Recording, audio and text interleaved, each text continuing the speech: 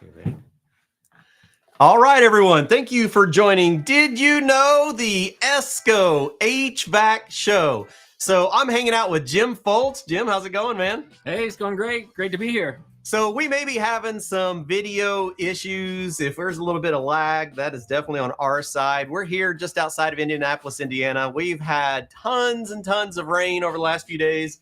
So I think our internet is a little bit on the shaky side. So if we lose you, hang on. We'll be right back. Hey, Todd, what's going on, man? All right, so Jim and I have been hanging out today doing some video shoot here in Indianapolis. We were over at the local Johnstone Supply, spending some time diving into controls and doing some just evaluations of the way our industry is changing and trying to make sure that we're staying up to date with, technology. And Yeah. I mean, technology is kind of going crazy. Wouldn't you say, Jim? It is. It is. We are seeing more technology in HVAC than what I have dreamed that we would see. An old mentor of mine back in Provo County, Ohio here, he used to say the industry was occupied by bums and drunks because nobody else would crawl in attics and crawl spaces and do any work. Yeah. Play with coal and but today's industry is a lot more complex, a lot more complicated to be able to understand everything that's going in. We're into phone apps, we're into Bluetooth, NFC, all sorts of technologies today that make the job a lot easier, but it takes a little bit more smarts to get through it than what it did. And that's kind of a fun challenge because we have all of these people like me that have ADHD that can't sit still in a chair very long, and we've got to be doing something with our hands all the time. Oh, you all should have seen this when we were having computer problems a while ago. It was like two mice bouncing inside of like one of those little mice circles. We could generate enough power for your whole house for a day. I'm sure. I know. Just within that 5 minutes. We're gonna hop on that ECM exercise bike here in just a little bit. We're gonna power this sucker up. So the bottom line is, our personality is we got to do things with our hands, but now it's fun stuff. We actually get to do things with technology, apps and meters and everything that really take us to the next level and also bring about an industry that's not always had a good rap for its name and say, hey, this is an industry that's worthwhile getting in. It's a good paying industry and it's something that not everybody can do. Yeah, absolutely. And as we start talking about these new technologies and innovations, it's always important to understand where we came from, to understand why we're making changes. And so that's really one of the reasons we wanted to have this particular one. I know when I first put that out, I actually had a couple of people go, are you going to talk about contactors for an hour? Really? And I'm like, well, we're going to talk about our industry and we're going to talk about changes and especially things that change to contactors along the way, right? All right, so let's hop into this and let's do a little deep dive. And so really what we're doing is we're making our way over to, we're going to get to this Sure Switch. So if you don't know what a Sure Switch is, you will by the end of this conversation, because it really is an important part going forward. So we want to see this type of circuitry in the majority of our control boards and outdoor units. Absolutely. Right. Yeah. I keep talking about, the days of contactors are pretty well gone. Yeah. Some of our manufacturers are almost away from them in their new product lines. And why do we do that? Well, we try to make advancements so that the technology works better, right? So we're going to... And to give you a scenario with that, unfortunately, we can't see all of you here right now, but if you could, raise your hand if you've been able to see what it would have looked like in a car engine 30 years ago when... your electronics, there wasn't electronics, when your spark was points, a condenser and a spark. You just simply had points, and those points was all that you had for the spark of that engine. And engines in cars have dramatically changed from just that condenser with those contact points in it that gave you all sorts of grief. And as that simple device got changed into something larger underneath a hood, we're also going to see in and outdoor condenser. Same kind of thing. The same type of revolution. We're heading there, and we are already there in a lot of product that's out there on the market already. When we think about like those contact points, right, on the points of a distributor, they had required maintenance. It wasn't just something you put in; it was there for life. A contact point is really, it's only 100% good one time. Yep. The very first time that it closes. And That's after it. that, it's in a state of perpetual wear, right? So even in vehicles, when we had points in our vehicles, we would actually have to clean, set the gap on those, sometimes even replace them because they were so bad. Yeah. So that's gone away. It has. Right? We went completely to electronic ignition. Yeah. And for the younger part of our audience today, that's all you've ever seen or known. That's all that's been out there in the last 20, 30 years is that electronic ignition. So we're going to dive clear back before the beginning of time. Not quite, but we're pretty early here in the history. In the history of our industry. Of our industry. Yeah. Absolutely. All right. So let's talk about this a little bit, because when we start thinking about a majority of the equipment that's in the industry right now, the majority of our outdoor units are still contactor driven. They are. Yeah. Right. And so we are kind of like dinosaurs in comparison to other industries. Absolutely. We've been slow to make that transition and change into the electronic world, but we're there. We're at the edge of that right now, and it's pretty steep what we're going to be seeing in the next generation of equipment, especially with things like A2L and the mitigation things that need to be added to equipment to cover that. Sure. That's just another level of electronics that we're going to see within the industry. Yeah, because we think about like a traditional contactors, especially as they start getting some wear, that's a pretty significant point of ignition sources and heat. So things to be looking at and thinking about going forward. So why don't you run with this? You tell me when we can go through slides. This is a class you put together, and I'm just going to be kind of joining in for the fun of it, like everybody else. And by the way, everyone, let us know where you're joining from. We always love to know how large our community is growing, and we really value you being here. Yeah, no, shout out. That sounds great. So yeah, the first slide we have up here is just simply going back in history in the 1950s when air conditioning had R12. Oh yeah, absolutely. Clear back before 22 even, and 22 was starting to come around for residential air conditioners. Yep.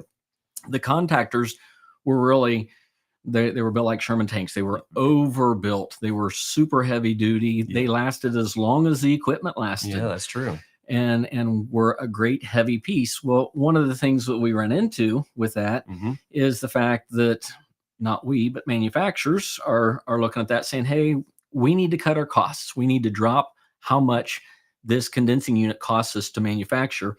They went to the contactor manufacturer and said, is there a way you can make a less expensive model for us? Yeah, it makes sense. And so they complied, and we've graduated to a less expensive and less through the years from that.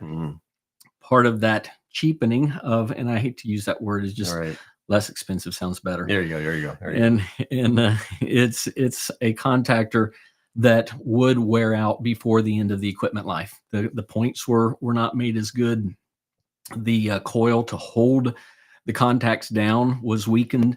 It wasn't as strong of a coil. Thinner copper, so it didn't have quite the feel to it. Yeah. Yep. So and those two things are already leading to some of the issues that would still occur today. The coil itself not being able to hold the contacts down well enough that if you have enough of a voltage drop, you can actually get chattering. You can actually get those contacts opening and closing really heard it quite a few times out in the industry. Yeah. And that can occur if your gauge of wire is too small, or if you have an extremely long run line set from the condenser to the indoor unit, and you're running that long.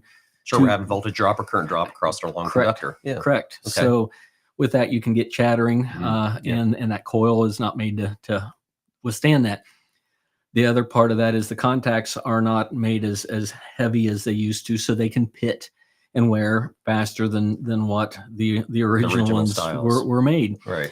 So we've got a shortening of lifespan of a contactor. And we went from, also, it seems like from what I've seen within the last probably 10, 15 years, we've went from a true 2-pole contactor to a 1.5-pole contactor, we call it. A lot of those I've seen it. Yeah. So it used to be there was for a while you had some manufacturers still using 2 separate contact points where you had 4 points connecting. Now, as shown in the slide here, right now you have only one set of points on one side and a shunt or jumper on the other side. And that works well. It's cheapening or making that contactor less expensive to be able to go manufacture, go in the unit. Right. And those contact points also are still a set that can wear out, and you can have all sorts of issues with that. Yeah, absolutely. If we think back, think back to the 1950s, 60s, 70s, many things we built very heavy duty, right? So they had a long life expectancy. And so we started looking at things as, all right, it's built well, it's going to last a long time. Now we start moving forward, things are actually having a faster wear out period. A contactor has become more of absolutely a serviced item. Correct. Right. But there's not a lot of servicing we do to most of them that we have in residential systems. So they're more of a replacement. But sometimes that mentality is still out there as if it's still working, it's still good. Right. Yeah. Well, not right. That's That's part of one of the things that we want to talk about today in these contact points, and the fact that, it's still pulling down, but are you checking anything else on that contactor when you're out doing that service call? Is there any types of checks that you're going through? And some of those checks that you can go through is just simply, while the unit's running, to get your voltmeter on AC volts and go across those closed contact points from one side to the other. And you know what you would get? Hopefully nothing. Hopefully zero. Yeah. What happens if you get something? Well, then we're creating a load on something. We have a change in resistance. We're actually creating a load somewhere. Correct. Yeah. And if you have a way to read temperature and you stick that right there on those contact points, you have a little bit of a resistance heater there. Yeah, absolutely. Because you are not getting that full voltage through those contact points, and you're heating them up and dropping that voltage across that set of contact points. Yeah. And what's that going to do? That's going to drop your voltage in your compressor. Some of that it can handle, but there's a state which we call brownout, which typically, if we're below 184 volts on a system, we are in a condition where we are heating up the windings in the motors. Right, not generating as much torque. Yeah. Correct. Yeah. And that extra heat in the compressor and the condenser fan motor is going to eventually melt the wirings and the glue that's holding that together, causing those windings to short out. Sure. Yeah. And so you're shortening the lifespan of both the compressor and the condenser fan motor when your contact points are not fully sending that 100% voltage that's receiving on through to the other side. Yeah, absolutely. So that's a check whenever you're heading into the cooling season. Yeah. We're in heating right now, so we understand. I apologize. I'm here with Clifton in his garage, and it's 38 degrees outside in April. Yeah. I mean, who would have thought? Not used to this in California. I brought short sleeve shirt here today because I was like, we're in spring, right? And no, we're not. As you head into the cooling season and you're starting those tune-ups, another thing that you can do in helping make sure and ensure that the system is functioning properly is check across the contacts, see if you have any voltage drop across the contacts, and with measuring that may be an indicator, a quick indicator that it's time to replace that contactor for the homeowner. Indeed. All right, so let's dive into a little bit of the identification of contactors. We got this slide up. We might as well grab this while we're right here. You bet. So we call these contactors by however many sets of points or contacts that close and the points that are coming into it, or the connections coming into it.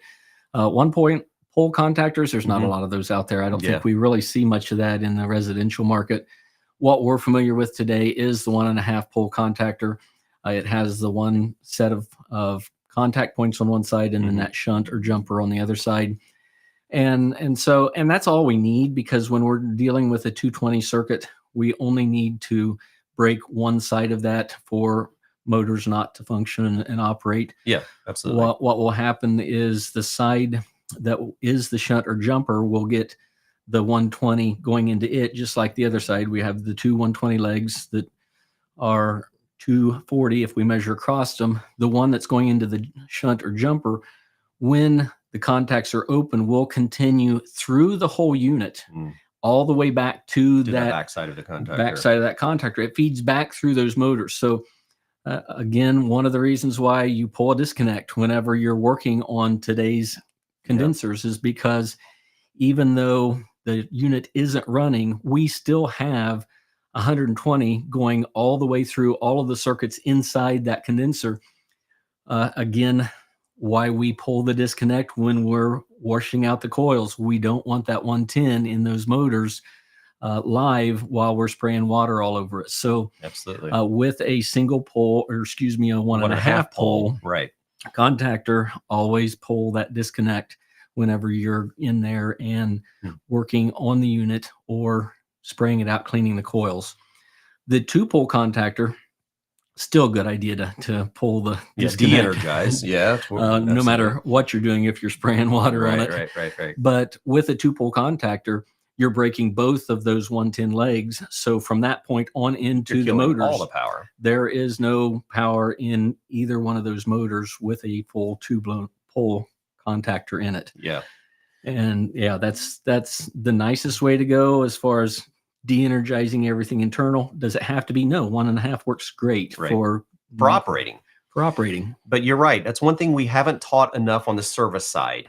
When we're looking at a 1.5 pole contactor, we are absolutely still energized at 120 volts through our entire circuit. Absolutely. Back to our contactor. And we are touching a grounded component, right? Yeah. So if we have any skins and wire anywhere, especially if we have an operating condition, we're out there looking for issues with a piece of equipment, and we find a scraped wire and we're touching a cabinet, we're actually immediately subjected to 120 volt load. We are going to be the ground path. Yeah. And typically on a 30 or 40 amp circuit. So there's a lot of potential current on that piece of equipment. So just being very aware, if you didn't already know. It tickles. Yeah, absolutely. It's going to be pretty good. So be very careful with a 1.5 pole contactor if we're doing any work on that piece of equipment to make sure that we're removing power from that. Absolutely. And here's a plug for A2L. Rabbit trail if you could ever get one. Yeah. Right now, we work in an industry that we respect electricity. We turn it off when we're working on units. Yes. We respect gas. We turn off the gas shut off when we're working on a gas furnace. And whenever we're working on A2Ls here in the future, we respect A2Ls. We're not going to have an open flame around us or anywhere near us when we're dealing with A2Ls. It's just another item on our list to respect. We already respect very dangerous components in the industry. This is nothing more. A2L is nothing more than another to add to that list that we want to respect. Absolutely. Yeah. It's part of what we do. It's getting ready to become part of what we do. Absolutely. If we're not already working with them. Yeah. So let's go ahead and catch one of the biggest things that we are dealing with within contactors, and that is this electrical arc. You're right. And this arc is one of the biggest reasons why contacts go out. And we'll get it a little more deeper. And I think we got a slide that actually shows the sine wave and more of about lag and the scientific side of things. Okay. But what we have is when those contact points open, as in this picture, if there is a load and that 120 volts is present going through that circuit, we actually get an electrical arc. Now, electrical arc, as in the picture, is something that you would see a little bit more magnified if you decided to weld two pieces of metal together. Yeah, same principle. You're arcing that welding rod and keeping it a little bit of distance away from the metal that you're wanting to put together to heat up that metal and bring it together. And so this right here is the essence, the beginning of a weld or a welding process. Every time that opens and closes, we're going to have that potential, especially for the closing. Yep. And so what we're doing with that is that arc is warming up the contact points. Absolutely. And warming them up will alter their physical composition, and we get what we call pitting. Yeah, absolutely. Which is these little divots where that warm from that arc, that heat, yeah, actually melted part of that contact point every time it opened or closed. Yeah. So that is where the pitting comes from, is this electrical arc. Arcing can also occur a lot faster in what we just talked about earlier. If we have that voltage coil dropped, where we have a long low voltage wire going to the contactor, we don't have enough power to hold those contacts together into place strongly. into place. And when that contactor is chattering, when it's opening and closing really rapidly, we're just creating sparks, Constantly annealing that surface. And we're eventually, one of two things is going to happen. Either there's enough warm metal that it's going to weld it closed, or it's going to have enough pits and rough surfaces that there's not enough surface to actually make contact with both sides to carry that voltage through. And then we pull together on the contacts, but the voltage don't go through because there's not enough surface there. Yeah, because if we look at like those surface contacts, we start out with a very significant surface, right? Knowing that over time it is going to wear down. So if we start out with, just say it's a 10 gauge wire, we're flowing current through a 10 gauge wire into contact points. Well, we really only need a surface area the size of that 10 gauge wire if there was never any wear. Correct. All right. So we'll start out with a surface that might be 5 or 6 or 7 or 8 times larger than that gauge of the wiring that would have been passing through those points, but we continually to constantly create less and less of a surface over time. Yeah. And we just don't put that into our service procedures. I absolutely did. That was one of my things, is I'd walk into a grocery refrigeration rack. The first thing I do, open all the doors, grab my IR, and I start looking for hot spots. And you bet. You know, we can do the exact same thing in the residential industry if we look at it from that perspective, to realize that it absolutely is a wear item. A contactor doesn't go bad when it stops opening or it burns up. We have the opportunity to catch that way before then, if we're paying attention to those two things, voltage drop and temperature across it because of voltage drop. Okay. All right. Let's keep on going. Let's keep on rolling. If anyone has any questions, you want to hop in here, we'd love to hear from you. I mean, this is a concept that we probably all know a little bit about, but we don't always bring to the front. But now we're going to, especially as we start talking about, you know, alternative refrigerants with higher flammability than we have in the past. We're going to have a lot of conversations about safety going forward. And this is one that is going to need some addressing. Yeah. So great picture that you got here for us. Yeah, I added that one in. It's one of them that I had grabbed. I tried blowing it up at one point to show what it actually looks like after they've been slammed a few times. Oh yeah. Right. You've totally taken that surface and you've created a very rough, those would have started out just as smooth as can be on each side. And that arcing has over time literally deteriorated both sides of that. Yeah. And look what it did just to the surface of the metals. I mean, look at the discoloration because of heat, right? So we know that anytime we're losing current, we're converting to heat. And that's exactly what we've seen on those. Yep. Okay. All right. So here's your two options when you've got those points to the condition that either you can't make electric go through them, then you don't have a condenser that's coming on at all. Or the other case is those points are welded closed, the indoor fan shuts off, and the condenser's still running because those points are welded closed in that compressor. And condenser fans running, the evaporator fans quit.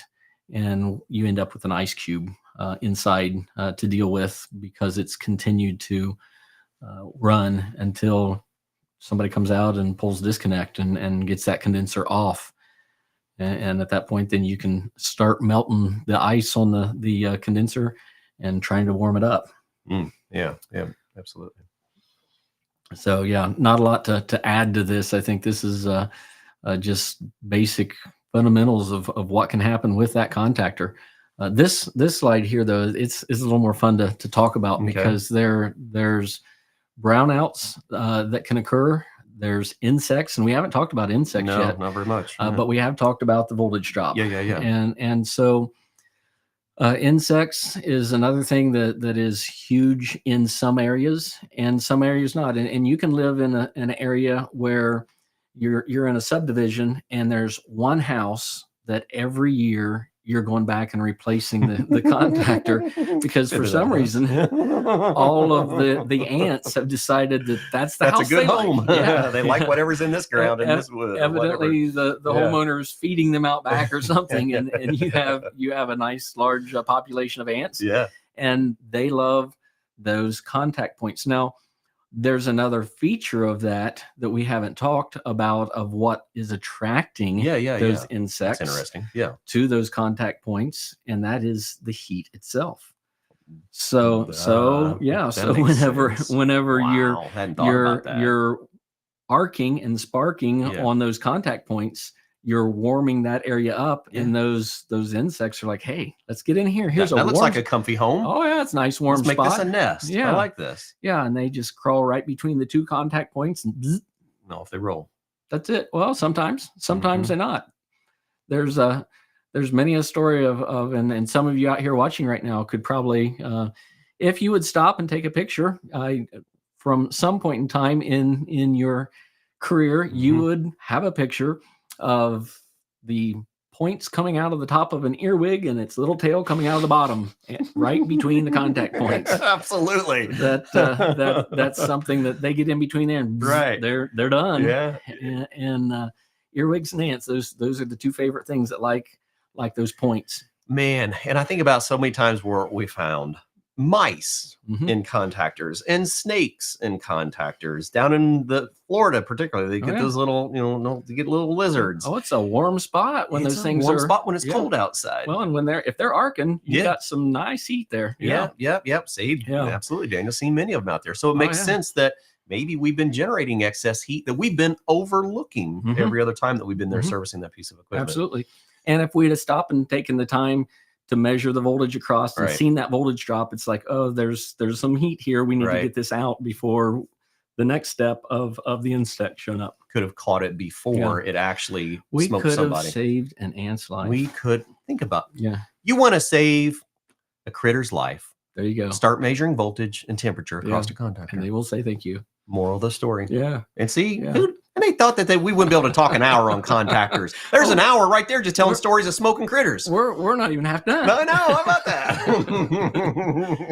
So, by the way, anybody has any good photos of smoked ants and critters, see back at escogroup.org. Yeah, and so here's our lead into our Sure Switch contactor. All right. You went a little too fast. Did I go too far? Yeah, we got a picture right here on this one. It's already in the okay. Yeah, this is a cutaway of a sealed contact that we have in our Sure Switch, and sealed by meaning that you can see the sides of this blue box. You can't hardly see the back of it, but it's blue, and there's a blue cover that's 100% sealed. So the contacts inside of a Sure Switch have no access to outside. Period. They are 100% sealed. So they're with the Sure Switch. There is no way to get in.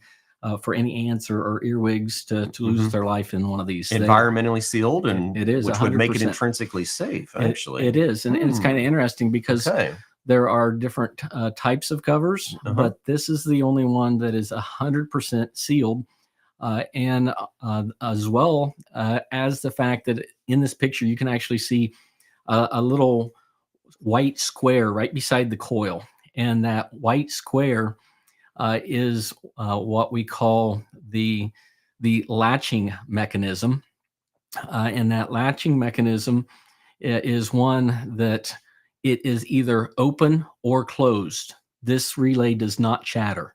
Once it gets a signal of voltage, it knows to completely close, be on, and it latches on. And once the voltage signal's gone, it goes the other way and latches open. So there is no way during this that this relay can chatter at all. So we've totally eliminated any type of chattering within this from the brownouts or voltage drop.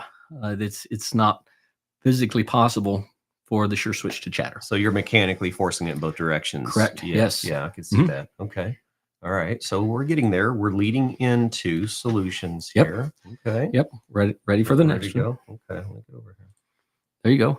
Oh. So what? Oh, there we go. Okay. Yeah.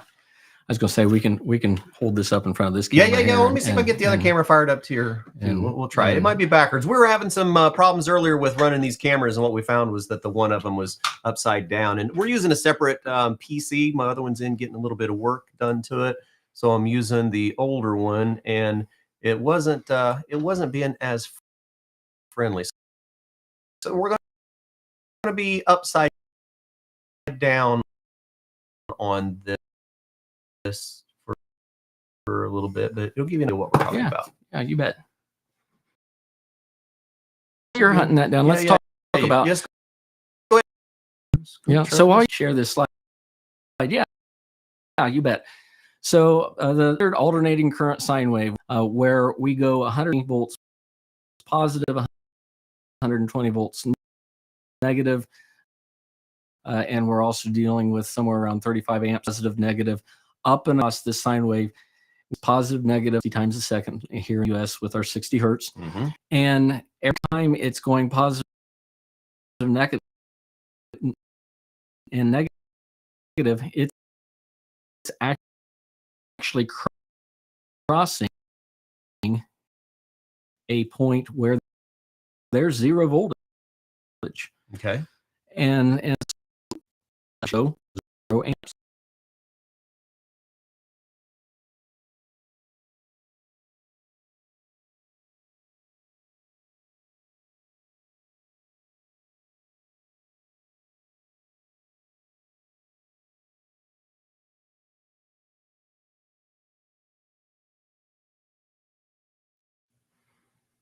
All right, we're still here. Don't worry. Hang on. Don't leave yet. Yeah. All right, you keep talking, and I'll bring up the presentation. we got different kind of critters around here that are not being very friendly. No, it's not. Electrical vermin here. We got the camera, so let's go ahead and show this contact point camera here, and you can actually see these contact points right there. And I can actually reach in here and turn that, flip that, so that those contact points are closed. That's the latching I was talking about, and push it back over and open it up. Now, what you can't see in this, and what we will be able to see in this in the slide as soon as Clifton brings our slide here back up, is in the bottom left corner here, you can see underneath these contact points that I was showing you in here, through to the bottom, there's a little black bead. Oh, yeah. That's an electric eye. What? It is actually sensing light. And so what we Through the points? Well, so whenever the points open up, the first time that there's power applied to this, they open up. It will sense if there's light. It'll sense if there's an arc. Yeah. And it will adjust itself on that 60 hertz sine wave so that the next time it opens up, it's closer to the no arc zone. Oh, wow. And it will continue. Sometimes it takes 4 or 5 times to adjust itself to the 5th, 6th time that it opens up. Right. It's opening up in that spot of the cycle right where it's crossing the zero. So what's that doing to the points? Yes, it's extending them. It's their life expectancy. It's extending them 5 times longer than what your standard contactor is. Okay. In the lower right side of the slide, you can see the sure switch contact points after 1 million cycles. And really? And they simply do not have that pitting, that arcing. It's not been occurring because of the fact that we're constantly monitoring and making sure that we are opening those contact points when there is no spark. All right. And so the one directly above it that has the 300,000 cycles, that's a traditional contactor after 300 cycles. Absolutely. Versus a sure switch after 1 million. Yep.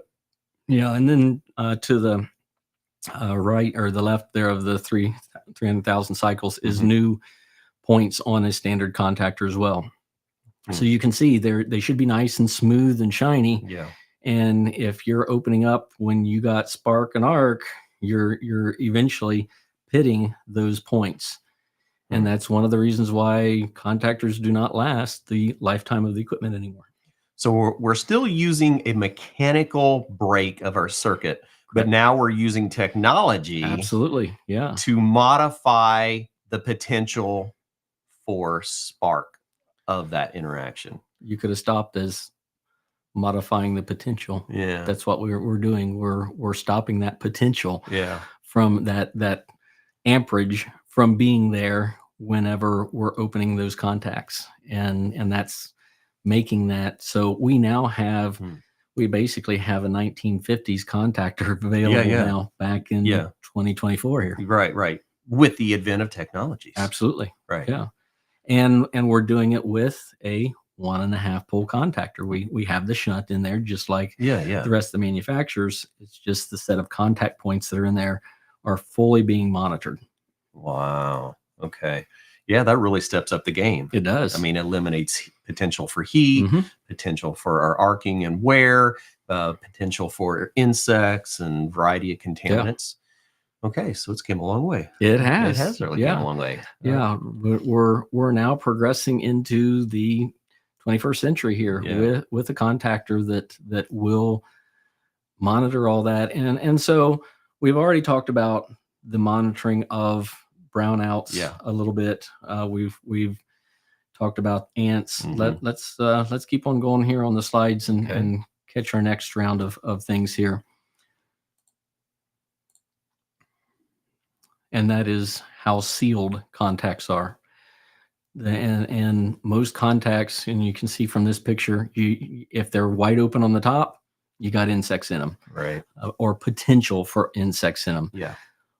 Most manufacturers, when they say they have sealed contacts, it's a dust cover. Right. It's just covering the contacts. It's covering the top. And even some of the new contactors that are coming out that are sealed, they're sealed on the top. There's still access in the side and bottom for insects and things to get in. Right. The idea of the sealed is so that the surface of them from the front of them, they don't have direct access on the top. Reduce mechanical spark.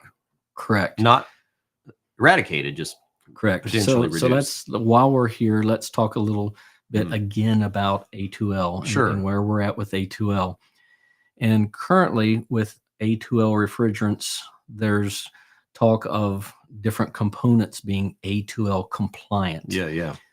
At this point, the A2L legislation is for system compliance. It's not for individual items. It's not for specific parts. Yeah, exactly. So when we talk about an A2L compliant system, we're talking about a system that has some type of a sensor on the inside where the potential for the hazard for the leak concentration potential is in by that evaporator coil or indoor coil if it's a heat pump. And that sensor is going to shut off the condenser and it's going to turn on the fan blower. Get things recirculated a little bit, mitigate it. And mix up that refrigerant with fresh air so that the parts per million is down to the point that it's fully mitigated. Yes. Now, there's also talk with that we may end up having to pump the system down, push all the refrigerant into the condenser. Into systems with larger refrigerant charges. Absolutely. So we no longer can continue to leak refrigerant on the inside for part of that mitigation. As far as components themselves, I don't know of any legislation yet. And if somebody does out there right now, please let us know. Jason and I have really been struggling with that. Because there's not much when it comes to that. I've seen some manufacturers that are changing some products, and I think that is just their own decisions to change some of their products. It's not been regulated. Is there potential for regulation for that going forward? Who knows? There's a lot of crazy things in our industry right now. They let the two of us in. So hey. That's right. How did they do that? I don't know. Do they know what they did, really? Don't tell everybody. Hey, good question there, Ty. Yeah. Hey, Ty, good to see you. Three-phase. We are continuing to work on a three-phase version of SureSwitch where we would actually have 3 sealed relays separate ones in one control. That are in one control. That has been something that's been a challenge from the fact that we want to make sure that it's the size that will fit where the old 3-phase contactor is and be able to do everything that it does plus maybe even do more. And so we're coming down actually on the home stretch of that. Things are coming together Really? on that. And Very cool. and I say coming down the home stretch. What's that mean? What does that mean? Well, getting closer. Getting closer. Maybe another year, maybe less, hopefully Right. less. But we're working on it. We're getting closer to a 3-phase, and it'll be sweet when it shows up to be able to do the same with that. With what we have right now, it is the only true sealed set of contacts. Mhm. And so as far as being safe around A2Ls, it would be the safest product out there. Is it A2L compliant? I don't know that. There's not really such a There's thing. no such thing as individual components being A2L compliant Oh, at this yeah. point. So if you're looking for the safety, this will give you the safety. If you're looking for something that says it's compliant, I don't know that you're going to find anything out there as individual parts that fulfill that. Yeah. There's a lot of talk about that with the equipment, with the individual components within a system. And I look at that and I go, man, and I understand there's some initial cost to that, going from a plain Jane 1.5 pole into something that is actually pretty well intrinsically safe. But I question, well, why didn't all the manufacturers just go with that was using a contactor? I mean, it completely eliminates that potential. Yeah, and we have it right here. Yeah. This is it. This is that sealed set of points that there is no spark or any potential for anything to ignite. Yeah. Yeah. Wonderful. Absolutely. Right. Man, good stuff out there. Really good stuff. It's great. Yeah. Yeah. So just a little bit about the Sure Switch, and Clifton got my old slide deck here. I apologize. We are Copeland. That's and right. We want to talk. How did I miss that? We are fully Copeland. This is me. But it's all good. We can just introduce Copeland on this slide. There you go. Copeland bought a private equity that has named our division Copeland, bought Emerson last spring, a year ago.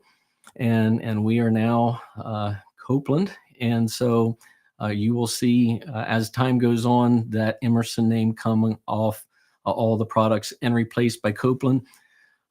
Depending on where you're at, there could be some distributors out there that still have stock with Emerson on it. So you may still see that name on stock that's coming through the different same product supply channels. Sticker. That's all we're doing is that different sticker. It's no different than General Motors truck assembly in Moraine, Dayton. Yeah. They look at those trucks coming down the assembly line and they say, this tag says GMC, and they pull a GMC grill and put it on the front of the truck, and the next one says Chevy, and they pull the Chevy grill and put it on the front of the truck. It's all the same stuff. It's just a couple different components. So this control will continue to be the same as far as the things that it can do, and we've already talked about the eliminating the bugs, the optical sensor, detect and mitigating that arc through monitoring that. We have not talked much about the short cycle or no. I seen it on there. The random startup timer, and so that is something that's built in on one here, and I got a live one here. Yep. Oh, let me unplug that. No, I'm sure. Don't touch the black wire, Jim. Don't touch it. Oh, yeah. For anybody coming on the Clifton Show, prepared to get tickled. The electricity is really live around here. Everywhere. Yeah. So within this contactor here, there are 2 dip switches, and those dip switches they read delay and then brown. So the time delay can be turned off on this, as well as the brownout protection can be turned off. Now, why would we? I would say, why would you want to turn? Why would we want to turn off that short cycle delay? Well, that leads us. Thank you for that question. Yeah, absolutely. Did I ask it first? I'm sorry. I think so. There are contact points on this. Contact points. There are 1/4-inch spades on this to connect the coil wires, and there's 2 that are open, and those 2 that are open are the 24-volt wires that are open, and that is your normal voltage for your coil on your applications with your residential air conditioning. However, there's a 3rd one that's right here that's covered, and this little cap, you can just simply pull this little cap off, and you have a 3rd spade turn can take it and put it over here on the side so that you only have two and you can keep it on there. But these spade terminals, you can hook 120 volt up to it, or you can hook 240 volt up to it. So this we call a multi-coil contactor. So what that does is that now takes this into making it something that is for refrigeration as well. Absolutely. That's what I just sat here thinking about, man. Yeah. So you got a piece of equipment, you got an ice maker that you want to put this in. Well, the ice maker has its own control board that is telling the compressor when to come on and go off to make all of the ice and the cycles of that. Yep. You don't want an extra timer in here. No, to keep you want to that work on the compressor. factory timing. Yeah. Factory timing only is what you want. So being able to turn off the short cycle delay allows this contactor to be able to come on immediately in refrigeration applications where the board is determining how long those cycles are on and off rather than the contactor itself. The brownout delay, normally we would recommend leaving that on. That's something that, again, if there is some type of a major brownout issue and you're wanting to be able to continue to cool and you're wanting to monitor the compressor and everything yourself, for sure, you can do that. But short cycle, you can kill that. There is one other time delay cycle that also would be a part of this delay that you would turn off. And that is whenever power is completely removed from the control. And we call that a blackout where you've removed power. These are set up where they randomly start anywhere from 1 to 90 seconds after there's a blackout. So if you was to install 10 of these in an apartment complex, they're not all slamming on at the same time, and your power goes out. Absolutely. You can have a step startup again with all 10 units of that apartment complex. Multifamily. Hey, where's the bell? Anyone out there in multifamily that gets a main breaker that trips every time you have a power outage? Here's your answer. Right here's the key. You got it. Like that. Yeah, this will take care of that. So, that's really cool. And I think that takes care of. There is a LED in here that you can use to be able to monitor things. It will show you when you're in standby. You have a slow mode when of a green flash, and when it's on, it's solid. And then the final one, if you're in delay, it's going to be flashing super rapidly to be able to show that you're in delay. Okay. There's also a test button on here. So after you've went and put on your being page there, where's your hey Tony, which one? I got a whole stack of them in here. You going somewhere? Oh no, you keep going. There we go. All right, so we've lost Clifton for a while as he submerges here to see if he can find the hat of choice. And to finalize the test button, what it's doing here is it is allowing you to be able to push that after everything's wired and you've powered up the condenser without having to go back into the house and turn the air conditioner on. And we've lost Clifton. Where is Clifton? Oh, we got Waldo. Look at that. Where's Waldo? Hey, Waldo. There you go, Tony. There you go, Tony. Just for you. That's just for you, my friend. Thank you very much. You just made our show the goofiest show on earth. Hey, wow. that's the goal, isn't it? Go big or go home. I mean, well, I may do the latter. Home, though. Yeah. It may be me. Yeah. I may be going home. You might be getting a call after this show. All right. There is a limit. There is a limit. There we go. So I think we've talked about all of these different features on here. But there is one thing that I do want to mention about the contactor that we haven't mentioned that is on any of these. This is just kind of repeating a little bit of what we went through already. Yeah. And that is the fact that the SureSwitch is the only contactor out there with a 5-year warranty on it. What? Yeah. 5 years. 5 years. And we don't get them back either. That's the crazy part. Lot. It is. Yeah. We can offer that because we don't need it. Right. And the benefit of that is there's two things you can do as a contracting company. Mm-hmm.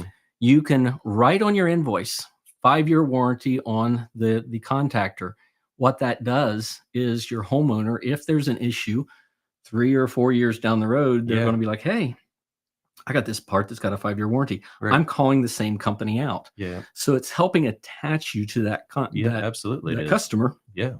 The other thing that I've seen happen with this is homeowners like good, better, best. And so when you're going There's your option right there. when you're going to replace the contactor, allow your technicians to offer the homeowner, here's your standard contactor, here's the best. Right. Which one do you want? Yeah, absolutely. This is what you're getting with the standard. 90-day warranty on this one, 5-year on this one. You got it. And you can also turn around and go and take that upsell, and if you want to, you can spiff your technicians on it so that you know that they're offering both and getting that upsell for more for you, as well as more a better contactor for the homeowner. So yeah, absolutely. brownout voltage. Yeah. Question just came in from Greg. I think what he may be asking is there a voltage limit that it initiates a brownout? No, exactly what he's asking. Okay. Yes. And your answer is this: you get below 184 volts, and on the 220 volt side, that's what it's monitoring. 180 volt will trigger the brownout. Okay. And then once you go above 194 volts, it will trigger it back on. So 184 off, 194 plus back on. Love it. A built-in delay is great for OEM. There's some of our early scrolls in particular. If anybody remembers some of those early scrolls before we put check valves in them, that on a quick start, shut off, you'd actually hear a little trying to run backwards before it came on, and it was that's a hard start, current inrush. Yeah. So blip of power. Yeah. If it's enough of a blip of power, it is going, and it actually opens the contact points from that latching. It's actually having to energize and pull that latch off of there so that it's open. If you got enough to do that, you have enough to trigger the short cycle delay. Oh, sure, absolutely. So with the short cycle delay, there you go. You're not going to run backwards. You're now going to run on that short cycle delay, which is on here. You got it right on the slide. 3 minutes for the factory set, and it actually shows here.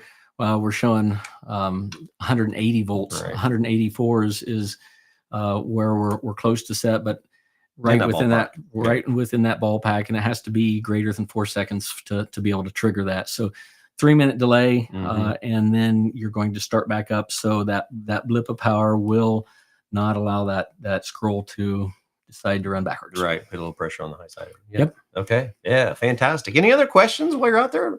I see striking a lot of people's curiosity. I mean, it's what we're here for. We're here to talk about things. We're talking about innovations and higher levels of safety in things that we work on. But I mean, just think about the longevity of it alone. I mean, if you can offer 5 years warranty on something, it's tested and great. It's built well. Yeah, absolutely. Yeah. And so here you have it, folks. We are heading towards this 1 hour point, and all we've talked about is contactors. I know. Yeah. So again, these are just repeats here of what we've talked about. This new contactor, coil voltages. We can run different voltages. So if you're in refrigeration and you're carrying different contactors on your truck, you can carry one that's going to cover everything. And again, the actual top, there's a sticker that shows where your switch is, and then your shunt in the middle. So you can see that. And also on the face of it, we get here. In the plastic itself, you can see it's actually labeled the line in over here. Yeah.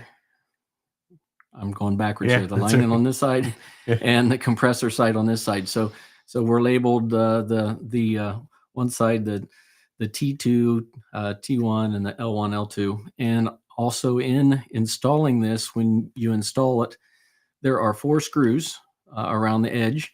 We leave 3 of them open and up, and only screw 1 down from the factory. So when you're going to install this, you don't have to install all 3 screws. You can loosen all 4 screws. You only loosen 1. and then this base comes off and it's separate. And then you can mount this base on where it's going and on the structure, and then tighten all four down. And an easy way to know once you've separated it, it's like, oh, which end is the end where the where your labeling is now. Yeah. It's the same end with the raised writing on it. So as long as you're raised, you know where your raised writing is, that's where your wires are going to go in, and your label's going to go there as well. So it's all on the same end. One of the questions we have is, you put them all on one end. Yeah, that was the way that it was originally designed.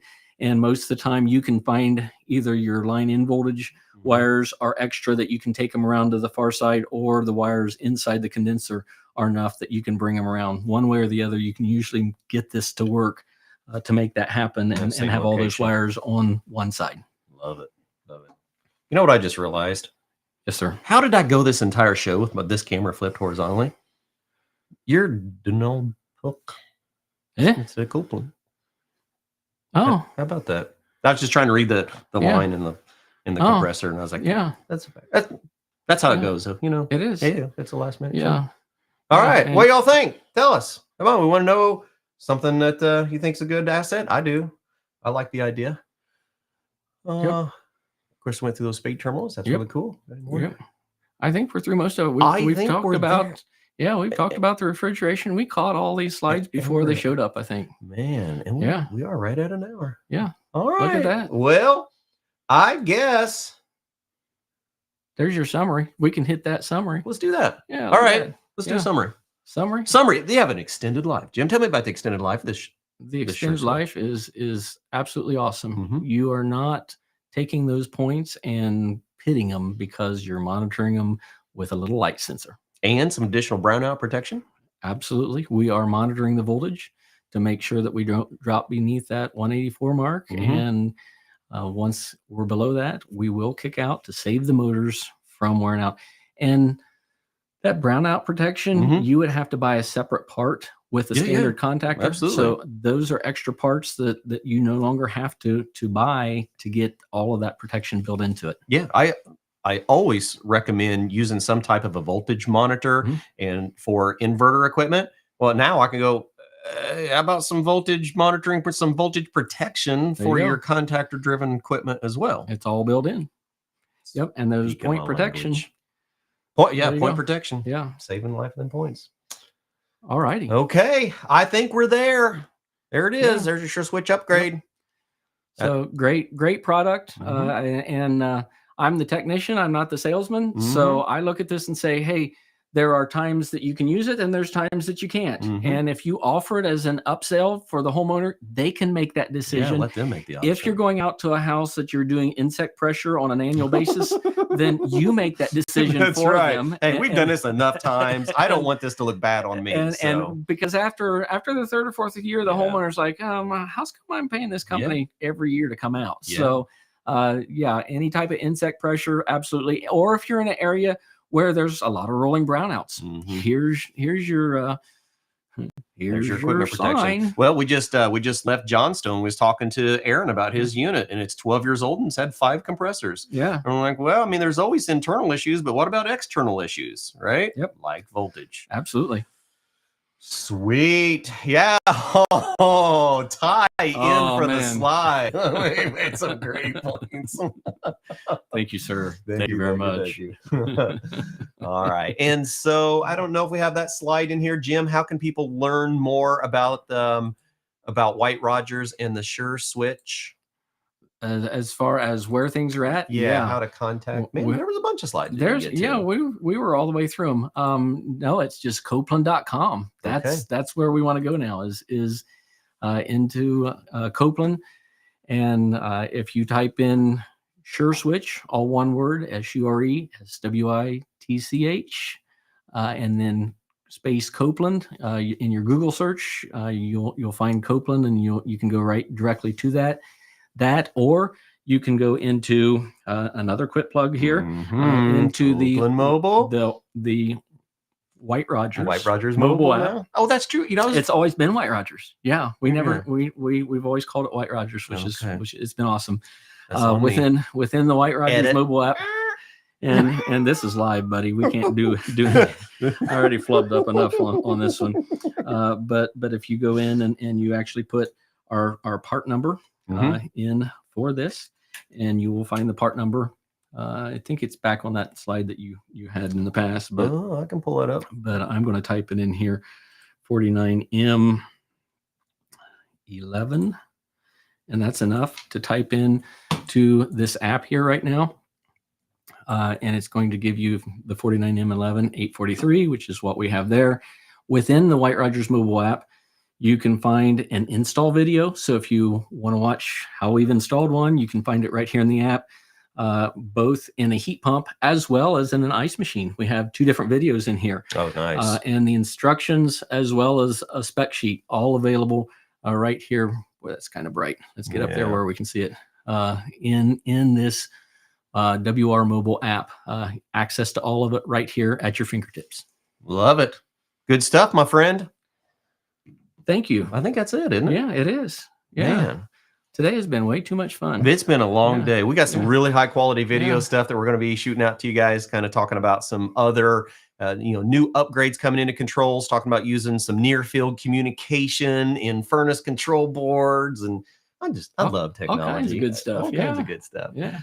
All right. Well, thank you all for joining us. We're grateful to be here with you. We're so glad you spent this hour just hanging out, learning about changes in the industry. And if there's anything that you would like for us to dive deeper into, that's what we do here. We grab the top educators from the industry. We grab new products, new equipment, new refrigerants, regulations, and we dive deeper into them to make sure that you have a better understanding. Not a third partner, fourth, fifth, sixth. You don't hear it from Cousin Joe. Yeah. You're going to change that screen around because all I can see is "No, you did" on your hat. No, you did. Yeah. I might be able to do that. Yeah. I'll do that on the next show. If you do it right, then you know you did. You know you did. Uh-oh. Boy, I did it now. Yeah. Let me hop out of that screen. I don't want to do that. All right. Well, I think we'll go ahead and hop out of here. Todd, thanks for joining us. It is a lot of good information. It is just the humble contactor. But when you look at it, it's made its own changes over time, and it's making its own evolution in our industry. And it's important to bring light to it. And we'll do this for every single part that you have questions on here on Did You Know? The ESCO HVAC Show. We'll see you all next week. Bye.